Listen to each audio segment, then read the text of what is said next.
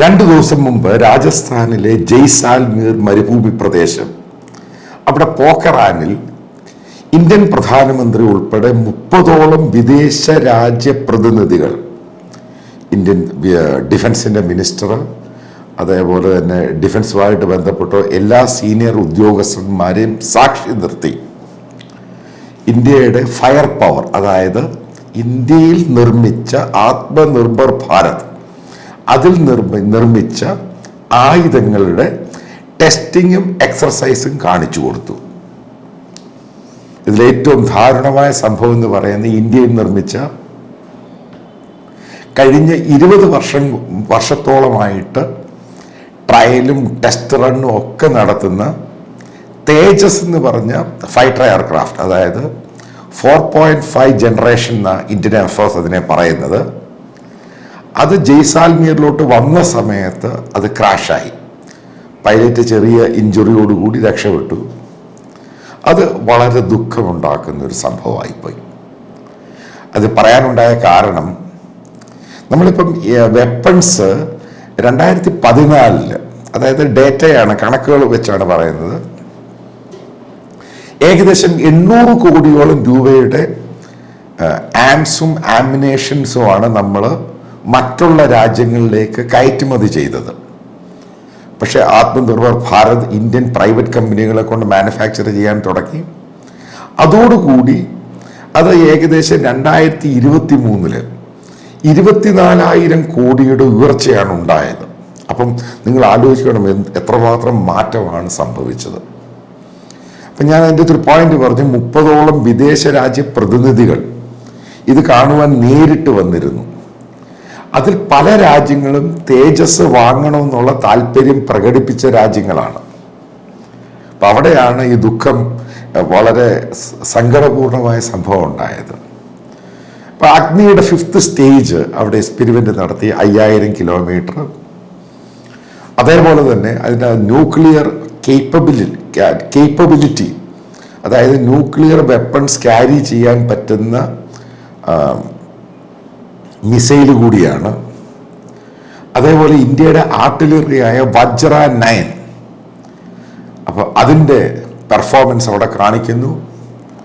അതേപോലെ തന്നെ ഇന്ത്യയിൽ ഉണ്ടാക്കിയ, അതായത് ഓർഡിനൻസ് ഫാക്ടറിയിൽ പുതിയ ടെക്നോളജിയിൽ ഉണ്ടാക്കിയ ബോംബ്സ്, അതേപോലെ മറ്റുള്ള weapons, semi artillery fire vehicles, അതേപോലെ പെട്ടെന്ന് ഇന്ത്യയിൽ തന്നെ ഉണ്ടാക്കിയെടുത്ത ഈ ഡിഫൻസ് ഫോഴ്സുകളും എമർജൻസി സമയത്ത് ഉപയോഗിക്കേണ്ട പാലങ്ങൾ, യന്ത്രമനുഷ്യർ, അതായത് പ്രത്യേക ടെറൈനിൽ യുദ്ധം ചെയ്യാൻ പോകുമ്പോൾ അവിടെ ഒന്നും മനുഷ്യർക്ക് കയറാൻ പറ്റാത്ത പല ഭാഗങ്ങളുണ്ട്, കുന്നുകളും മലകളും അങ്ങനെയുള്ള ടെറൈൻസ്. അവിടെ ഉപയോഗിക്കാൻ പറ്റുന്ന റോബോട്ട്സ്, അതായത് ഈ യന്ത്രമനുഷ്യർ, അവരെങ്ങനെ പെർഫോം ചെയ്യും. അതേപോലെ വളരെ ചീപ്പായിട്ടുള്ള ഡ്രോൺസ്. അപ്പോൾ ഈ ഡ്രോൺസ് ചീപ്പ് എന്ന് പറഞ്ഞ അർത്ഥം നിങ്ങൾ മനസ്സിലാക്കണം. ഈ കഴിഞ്ഞ ഇപ്പോൾ വാർ നടന്നുകൊണ്ടിരിക്കുകയാണ്, റഷ്യ ഉക്രൈൻ, അതേപോലെ തന്നെ ഇസ്രായേൽ, ഹമാസ്, ഹൂത്തികൾ, ഹിസ്ബുള്ള, ഇവരൊക്കെ വളരെ ചീപ്പായിട്ടുള്ള ഡ്രോൺസ് ഉപയോഗിക്കുന്നത്. ഇപ്പോൾ ഹൂത്തികൾ ഉപയോഗിക്കുന്ന ഡ്രോൺ എന്ന് പറയുന്നത് വളരെ വില കുറഞ്ഞ സാധനമാണ്. പക്ഷെ ഇതിനെ നേരിടാൻ, അതായത് ആൻറ്റി എയർക്രാഫ്റ്റ് പോലെ ആൻറ്റി ഡ്രോൺ, അതിൻ്റെ ഒരു ആർമേഡ് ഡിവിഷനുണ്ട് എപ്പോഴും എയർക്രാഫ്റ്റിന്. ഇന്ത്യൻ ആർമിക്കുണ്ട്, ലോകത്തിലെ എല്ലാ പ്രധാനപ്പെട്ട ആർമിക്കുമുണ്ട്. അപ്പം അതിനെ നേരിടാൻ ഉപയോഗിക്കുന്ന വെപ്പൺസ് വളരെ വില കൂടിയതാണ്. ഇപ്പോൾ ഹൂത്തികളുടെ ചെറിയ ചീപ്പായിട്ടുള്ള ഡ്രോൺസിനെ നേരിടാൻ അമേരിക്കയും UK ഉപയോഗിക്കുന്ന ആൻറ്റി ഡ്രോൺ വെപ്പൺ എന്ന് പറയുന്നത്, അതായത് ഉപയോഗിക്കുന്ന ആൻറ്റി എയർക്രാഫ്റ്റ് വെപ്പണാണ്, അതിൻ്റെ വില ഏകദേശം 500 കോടിക്ക് മുകളിൽ പോകുമെന്നാണ് ദ എക്കണോമിസ്റ്റ് എന്ന് പറഞ്ഞ മാഗസിൻ പറഞ്ഞിരിക്കുന്നത്. ഇതെല്ലാം ഈ ഇറാൻ്റെ വളരെ ചീപ്പായിട്ടുണ്ടാക്കുന്ന സാധനമാണ്. ഇതേപോലെ തന്നെയാണ് ഹമാസിൻ്റെ വെപ്പൺസിനെ, അതായത് അവരുപയോഗിക്കുന്ന ഡ്രോൺസ്, അവരുപയോഗിക്കുന്ന റോക്കറ്റ്, ഇതിനെ നേരിടാൻ ഉപയോഗിക്കുന്ന ആൻറ്റി എയർക്രാഫ്റ്റ് അല്ലെങ്കിൽ ആൻറ്റി മിസൈൽ അല്ലെങ്കിൽ ആൻറ്റി ഡ്രോൺ വെപ്പൺ എന്ന് പറയുന്നതിന് ഭയങ്കരമായ വിലയാണ്. അതായത് ഏകദേശം 10,000 രൂപയുടെ ഒരു വെപ്പണിനെ നേരിടാൻ ഏകദേശം 100-200 കോടിയുടെ വെപ്പണാണ് തിരിച്ചുപയോഗിക്കുന്നത്. അത് ഭയങ്കര നഷ്ടമുണ്ടാക്കുന്നത്. ഗ്ലോബലായിട്ടുള്ള ഇപ്പം ജെയിൻസ് ഡിഫൻസ് വീക്കിലിയിൽ കഴിഞ്ഞ 2 മാസം കൊണ്ട് ഇതിനെപ്പറ്റിയാണ് ഏറ്റവും കൂടുതൽ ഡിസ്കഷൻ വരുന്നത്. അതായത് ഇത്രയും ചീപ്പായിട്ടുള്ള വെപ്പണിനെ നേരിടാൻ ഇത്രമാത്രം കോടിയുള്ള വെപ്പൺ ഉപയോഗിക്കുമ്പോൾ അത് ശരിക്കും അത് എക്കോണമിയെ തന്നെ ബാധിക്കും. അത് ഡിഫൻസിൻ്റെ എക്കോണമിയെ തന്നെ വലുതായിട്ട് ബാധിക്കും. അപ്പം അതിൻ്റെ പകരമായിട്ട് തന്നെയാണ് നമ്മളിവിടെ റിസർച്ച് നടത്തിയിട്ട് പ്രൈവറ്റ് കമ്പനികൾ വളരെ ചീപ്പായിട്ടുള്ള ഡ്രോൺസ് എങ്ങനെ ഉപയോഗിക്കാം. അത് കാരണം ഇതിനെ നേരിടാൻ അത്രമാത്രം ചീപ്പായിട്ടുള്ള വെപ്പൺസ് ആണ് ഉപയോഗിക്കേണ്ടത്. എന്നാൽ മാത്രമേ അത് മാച്ച് ചെയ്ത് പോവുകയുള്ളൂ. അപ്പം അതിൻ്റെ അത് അവിടെ പെർഫോം ചെയ്ത് കാണിച്ചു. അപ്പം ഞാൻ വീണ്ടും പഴയ രീതിയിൽ പോയിന്റിലോട്ട് പോകുന്നു. തേജസ്, അതായത് നമ്മൾ ഈ തേജസിനെ പറ്റി മനസ്സിലാക്കുമ്പോൾ ഇന്ത്യ കഴിഞ്ഞ 60 വർഷം കൊണ്ട് ഉപയോഗിക്കുന്ന എയർക്രാഫ്റ്റാണ് MiG-21. അപ്പം MiG-21 എന്ന് പറഞ്ഞാൽ 60 വർഷം കൊണ്ട് ഉപയോഗിക്കുമ്പോൾ തന്നെ അതിൻ്റെ ഏറ്റവും വലിയ പ്രശ്നമെന്ന് പറയുന്നത് ഏകദേശം 500-ന് മുകളിൽ MiG എയർക്രാഫ്റ്റ് MiG-21 ആണ് ഇന്ത്യയിൽ ക്രാഷ് ആയേക്കുന്നത്. അതിൽ 176 ഇന്ത്യൻ എയർഫോഴ്സ് പൈലറ്റുകൾ കൊല്ലപ്പെട്ടു. ഈ എയർഫോഴ്സ് പൈലറ്റിനെ ഉണ്ടാക്കിയെടുക്കുക എന്ന് പറയുന്നത് വലിയ ഭയങ്കരമായ ചെലവാണിത്, പ്രത്യേകിച്ച് ഫൈറ്റർ പൈലറ്റ്. അപ്പോൾ ഒരു ഫൈറ്റർ പൈലറ്റിൻ്റെ ജീവൻ പോവുക ഇത്രമാത്രം. ഈ എയർക്രാഫ്റ്റ് ഉറപ്പായിട്ടും വലിയ വിലയാണ്. ഇത് നമ്മൾ ഈ MiG എന്ന് പറഞ്ഞ സാധനം 21 ഒരു 10 വർഷം മുമ്പ് നമ്മളിത് റഷ്യയിൽ നിന്ന് ആൾക്കാർ വന്നിട്ട് ഇത് അപ്ഗ്രേഡ് ചെയ്തു. എന്നിട്ട് പോലും ഈ MiG-ന്റെ പെർഫോമൻസ് അത് പഴയ എയർക്രാഫ്റ്റാണ്. ഇത് പണ്ടേ റീപ്ലേസ് ചെയ്യേണ്ട സാധനമാണ്. അതിനെ നമ്മൾ റീപ്ലേസ് ചെയ്യാതെ വെച്ചുകൊണ്ടിരുന്നു പല ആവർത്തി. അതുകൊണ്ടാണ് നരേന്ദ്രമോദി ഗവൺമെൻറ് വന്നു കഴിഞ്ഞപ്പോൾ ഏറ്റവും എമർജൻസി ആയിട്ട് ചെയ്തത് ഇന്ത്യൻ എയർഫോഴ്സിൻ്റെ പല സാധനങ്ങളും പഴയ സാധനമാണ്, ഇത് പെർഫോം ചെയ്യില്ല എന്ന് പലരും റിപ്പോർട്ട് കൊടുത്തു. അതിൻ്റെ പേരിലാണ് പെട്ടെന്ന് റഫേലുമായിട്ട് സൈൻ ചെയ്തിട്ട് 36 എയർക്രാഫ്റ്റ് ഇപ്പോൾ ഇന്ത്യയിലുണ്ട്. ബാക്കിയുള്ളത് ഇന്ത്യയിൽ മാനുഫാക്ചർ ചെയ്യുമെന്നാണ് പറഞ്ഞിരിക്കുന്നത്. എന്തായാലും അതൊരു ഭാഗത്ത് നടക്കുന്നു. ഈ MiG-21 പെട്ടെന്ന് റീപ്ലേസ് ചെയ്യണമെന്നുള്ളത് ഇന്ത്യയിലെ പല ഡിഫൻസ് എക്സ്പേർട്ടുകളും എയർഫോഴ്സിൻ്റെ ഒരു ദീർഘകാലമായ ഡിമാൻഡാണ്. അതിൻ്റെ ഭാഗമായിട്ടാണ് കഴിഞ്ഞ 20 വർഷമായിട്ട് ഈ തേജസ് എന്ന് പറഞ്ഞ ട്രയൽ റണ്ണും എല്ലാം ആക്കിയിട്ട് ഏകദേശം 40-ൽ പരം തേജസ് എയർക്രാഫ്റ്റ് ഇന്ത്യൻ എയർഫോഴ്സിൻ്റെ പല സ്ക്വാഡ്രണിൽ ഉപയോഗിക്കുന്നുണ്ട്. ഈ മാർച്ച് അവസാനത്തോടു കൂടി അടുത്ത ഒരു സ്ക്വാഡ്രനും കൂടെ ഇൻഡക്റ്റ് ചെയ്യാൻ പോവുകയാണ് തേജസ്. ആ ഒരു സന്ദർഭത്തിലാണ് ഈ എയർക്രാഫ്റ്റിൻ്റെ ക്രാഷ് ഉണ്ടാകുകയും അത് ഇന്ത്യൻ മീഡിയ ആണെങ്കിലും ഗ്ലോബൽ മീഡിയയിലും വലിയ വാർത്തയാകുകയും ചെയ്തു. ഇന്ത്യയിൽ വലിയ വാർത്തയായിരുന്നു, സോഷ്യൽ മീഡിയയിലും മീഡിയയിലൊക്കെ. കാരണം ഇത് ഇന്ത്യ ഇത് വിൽക്കാൻ വേണ്ടി തയ്യാറായി പോകുന്ന സന്ദർഭത്തിലാണ് ഈ ഒരു സംഭവം ഉണ്ടായത്. അതായത് ഇന്ത്യയെ പോലൊരു രാജ്യം ഇതേപോലെയുള്ള ഫൈറ്റർ എയർക്രാഫ്റ്റ് മറ്റൊരു രാജ്യത്തിന് വിൽക്കുമ്പോൾ അത് ഇന്ത്യയുടെ പ്രോഡക്റ്റിൻ്റെ ക്രെഡിബിലിറ്റി ഭയങ്കരമായിട്ട് കൂടും. അതാണ് പ്രധാനപ്പെട്ട കാരണം.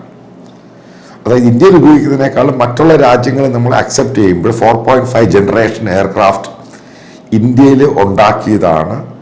അത് അക്സെപ്റ്റ് ചെയ്യുമ്പോൾ നമുക്ക് ഇന്ത്യയുടെ പ്രോഡക്റ്റിന് ക്രെഡിബിലിറ്റി കൂടും. മറ്റുള്ള വികസിത രാജ്യങ്ങളും വികസന രാജ്യങ്ങളും ഒക്കെ പിന്നെ ഇതിനെപ്പറ്റി ചർച്ച ചെയ്യും. അവർക്കും താല്പര്യം കാണും. വളരെ ചീപ്പായിട്ടാണ് ഇത് ഉണ്ടാക്കി തരുന്നത്. അപ്പം അതാണ് അതിൻ്റെ പ്രധാനപ്പെട്ട ഒരു കാരണം. പിന്നെ മറ്റൊന്ന്, ഇപ്പം ഇന്ത്യയുടെ ഈ തേജസ് ക്രാഷിനെ പറ്റി ഇന്റർനാഷണൽ മീഡിയ ഒക്കെ മോശമായിട്ട് പറയുമ്പോൾ തന്നെ നമ്മൾ മനസ്സിലാക്കേണ്ട ഒരു സംഭവമുണ്ട്. ഇപ്പം ഏറ്റവും ലേറ്റസ്റ്റ് 5th ജനറേഷൻ എയർക്രാഫ്റ്റ് എന്ന് പറയുന്നത് F-35 ആണ്. അത് അമേരിക്കയുടെ. അതിൻ്റെ ഏറ്റവും വലിയ 5th ജനറേഷൻ്റെ പ്രത്യേകത എന്ന് പറയുന്നത് ഇത് റഡാറിൽ കാണില്ല. ഇതിന് വളരെ ഫാസ്റ്റ്, ഭയങ്കര ക്രൂസ് സ്പീഡ് ഭയങ്കരമാണ്. പിന്നെ അതേപോലെ തന്നെ അത് ഫ്ലൈ ചെയ്യുന്ന പൈലറ്റിൻ്റെ സുരക്ഷിതത്വം 100% ഉറപ്പ് എന്ന് F-35 പറയുമ്പോൾ പോലും നമ്മൾ മനസ്സിലാക്കേണ്ടത് കഴിഞ്ഞ 10 വർഷം കൊണ്ട് ഏകദേശം 11-ൽ പരം F-35 ആണ് ക്രാഷ് ആയേക്കുന്നത്. ഇത് ഒരു സൈഡിൽ നിൽക്കുകയാണ്. ഇപ്പൊ യൂറോ ഫൈറ്റർ അതും പറയുന്നത് 4.5 ഫിഫ്ത്ത് ജനറേഷൻ എന്നാണ് പറയുന്നത്. അവരും ഈ ട്രയൽ റൺ നടത്തിയപ്പോൾ ക്രാഷ് ആയിട്ടുണ്ട്. പക്ഷേ കഴിഞ്ഞ 20 വർഷം കൊണ്ട് തേജസ് എന്ന് പറഞ്ഞ എയർക്രാഫ്റ്റിൻ്റെ സെക്യൂരിറ്റി, അതായത് ഫ്ലൈ ചെയ്യുന്ന പൈലറ്റിൻ്റെയും അതേപോലെ എയർക്രാഫ്റ്റിൻ്റെയും സെക്യൂരിറ്റി വളരെ ഹൈ ആണെന്നാണ് ഇന്ത്യൻ എയർഫോഴ്സും അതേപോലെ മിലിറ്ററി എക്സ്പേർട്സുകളും പറയുന്നത്. ആ ഒരു സന്ദർഭത്തിലാണ്, അതായത് 20 വർഷം കൊണ്ട് ഒരു പ്രാവശ്യമാണ് ക്രാഷ് ആയേക്കുന്നത്. അതേപോലെ തന്നെ ഇജക്റ്റ് ചെയ്യാൻ പറ്റും പൈലറ്റിന്. ഇപ്പം എന്തെങ്കിലും പ്രശ്നമുണ്ടെന്നുണ്ടെങ്കിൽ പെട്ടെന്ന് ചെയ്യാൻ പറ്റും. അതിൻ്റെ ഏറ്റവും വലിയ പ്രശ്നം കണ്ടത് ഈ MiG-21 എന്തെങ്കിലും പ്രശ്നമുണ്ടെങ്കിൽ ഇജക്റ്റ് ചെയ്യുന്ന സമയത്ത് പൈലറ്റുമാർക്ക് സാധിക്കാത്തതിൻ്റെ പേരിലാണ് ഏകദേശം 176ഓളം ഇന്ത്യൻ പൈലറ്റുകൾ കൊല്ലപ്പെടുന്നത്. അതാണ് ഇതിൻ്റെ, അതായത് ഒരു ഫൈറ്റർ എയർക്രാഫ്റ്റിൻ്റെ ഏറ്റവും വലിയ പ്രത്യേകത ഇതാണ്. അതിൻ്റെ പൈലറ്റിനെ സംരക്ഷിക്കണം. അതാണ് അതിൻ്റെ ഏറ്റവും പ്രധാനപ്പെട്ട ഫണ്ടമെന്റൽ എന്ന് പറയുന്നത്. മനോവറിംഗ് ഒക്കെ ഉണ്ട്, നല്ലപോലെ ഡോഗ് ഫൈറ്റ് കാണും, ഡീപ്പ് ഫൈറ്റ് കാണും, ഇതൊക്കെ ഒരു ഭാഗത്തുണ്ട്. പക്ഷെ ആ എയർക്രാഫ്റ്റിൻ്റെ പൈലറ്റ് എത്രമാത്രം സുരക്ഷിതമാണ് അതിനെ ബേസ് ചെയ്താണ് ഈ ഫൈറ്റർ എയർക്രാഫ്റ്റുമായിട്ട് ബന്ധപ്പെട്ടിൻ്റെ റേറ്റിങ്ങും 5th ജനറേഷനാണ് 4th ജനറേഷനാണ്, ഇത് ടെക്നോളജി അപ്ഗ്രഡേഷൻ എത്രമാത്രം ഉണ്ട്, എത്രമാത്രം ഇത് ലോ ഫ്ലൈ ചെയ്ത് പറക്കാൻ സാധിക്കും, ഇതിനൊക്കെ ബേസ് ചെയ്ത് പല ഫാക്ടേഴ്സിനെയും ബേസ് ചെയ്താണ് ഇതിൻ്റെ റേറ്റിംഗ്, ഇതിൻ്റെ ക്വാളിറ്റി എല്ലാം തീരുമാനിക്കുമ്പോൾ പോലും അവർ ഫണ്ടമെൻ്റലായിട്ട് നോക്കുന്ന ഇത് ഫ്ലൈ ചെയ്യുന്ന പൈലറ്റ് എത്രമാത്രം സുരക്ഷിതമാണ് ഇജക്റ്റ് ചെയ്യുന്ന സമയത്ത്. ഇതെല്ലാം വെച്ച് നോക്കുവാണെങ്കിൽ തേജസ് വളരെ മുമ്പിലാണ്. പക്ഷേ വളരെ സാഡ് പാർട്ട് എന്ന് പറയുന്നത് അത് ക്രാഷായി ജയ്സാൽമീറിൻ്റെ അടുത്ത് വെച്ച് പൈലറ്റ് ഇജക്റ്റ് ചെയ്തു. പക്ഷേ ഇന്ത്യയുടെ ഒരു പുരോഗതിയുടെ കുതിപ്പ് ഇന്ത്യൻ ഫയർ ആംസ് അത് നല്ലപോലെ പെർഫോം ചെയ്യുകയും ചെയ്തു. പക്ഷെ അതിന് വലിയ കവറേജ് കിട്ടാതിരുന്നതിൻ്റെ കാരണം ഈ ക്രാഷ് ഉണ്ടായതിൻ്റെ പേരിൽ എല്ലാ മീഡിയയും കൂടെ അങ്ങോട്ട് പോവുകയും അപ്പോൾ അതിലോട്ട് കൂടുതൽ ഡിബേറ്റും ഡിസ്കഷൻ വരികയും ചെയ്തു. മറ്റൊരു കാര്യം പറയാൻ പോകുന്നത്, ഏകദേശം 10 വർഷത്തിനുള്ളിൽ ഇന്ത്യ ഏകദേശം 60,000 കോടിയിൽ പരം രൂപയുടെ ആംസും ആമിനേഷനും മറ്റുള്ള വിദേശ രാജ്യങ്ങളിലോട്ട് എക്സ്പോർട്ട് ചെയ്യുന്നു. അതേപോലെ ഇന്ത്യയുടെ സ്വന്തമായിട്ട് ഡെവലപ്പ് ചെയ്തെടുത്ത പിനാക്ക റോക്കറ്റ് ലോഞ്ചർ അതിന് ഗ്ലോബൽ ഡിമാൻഡ് കൂടുകയും ചെയ്തിട്ടുണ്ട്. അപ്പോൾ ഈ പറയുന്ന പോഖറാൻ ഭാരത് ശക്തി എന്ന് പറഞ്ഞ് ജയ്സാൽമീർ നടത്തിയ ഈ പ്രകടനം, അതായത് ജനങ്ങളുടെ മുമ്പിലും പ്രധാനമന്ത്രിയുടെ മുമ്പിലും ഒക്കെ നടത്തിയ ഈ പെർഫോമൻസ്, അതായത് ഡിസ്പ്ലേ, ഉറപ്പായിട്ടും ഇന്ത്യയിൽ വലിയ മാറ്റങ്ങളാണ് വരാനുള്ള സമയത്ത് ഉണ്ടാകാൻ പോകുന്നത്.